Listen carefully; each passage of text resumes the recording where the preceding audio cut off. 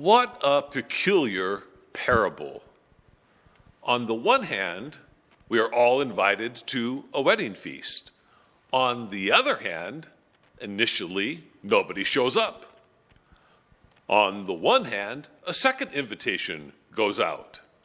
On the other hand, the messengers get killed, which triggers a terrible retaliation from the king. On the one hand, all the poor people come to the feast. On the other hand, one bloke gets tossed out for not being dressed properly. What are we to make of this parable? We can see a number of truths jump out from the story. God has invited all of us to a wedding feast. 3 years ago, when we reflected on this parable, we noted that there was no bride in the parable. The implication being that we, the invited guests, are the intended brides of the Son. Another truth is that there are a lot of easy excuses for not showing up. I'm too busy. A further truth is that God is not put off by our excuses. God is willing to give us a second chance. Then there is the truth that when we ignore God's invitation and even kill the messengers of God, our life is likely to go up in flames.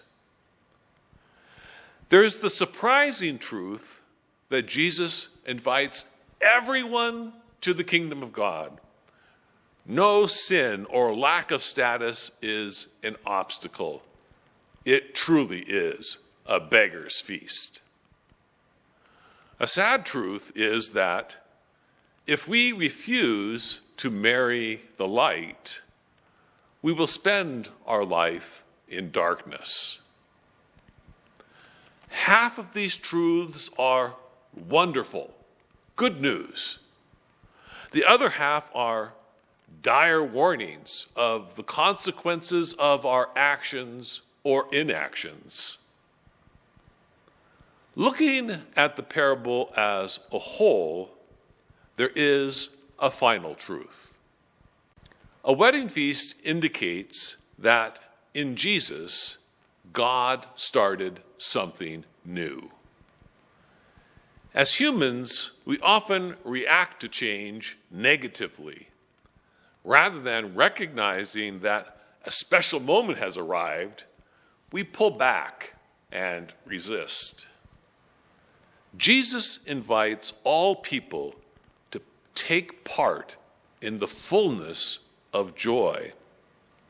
No sin is so big as to block entry. There is no ethnic, age, gender, or health requirements. We must only will one thing: that Christ's teaching become our own. We must marry the revelation of God and bear God's children: justice, compassion, and love. This wedding is only for those who want to be married. It is not too late to accept a wedding garment and be welcomed to the wedding feast of the Lamb.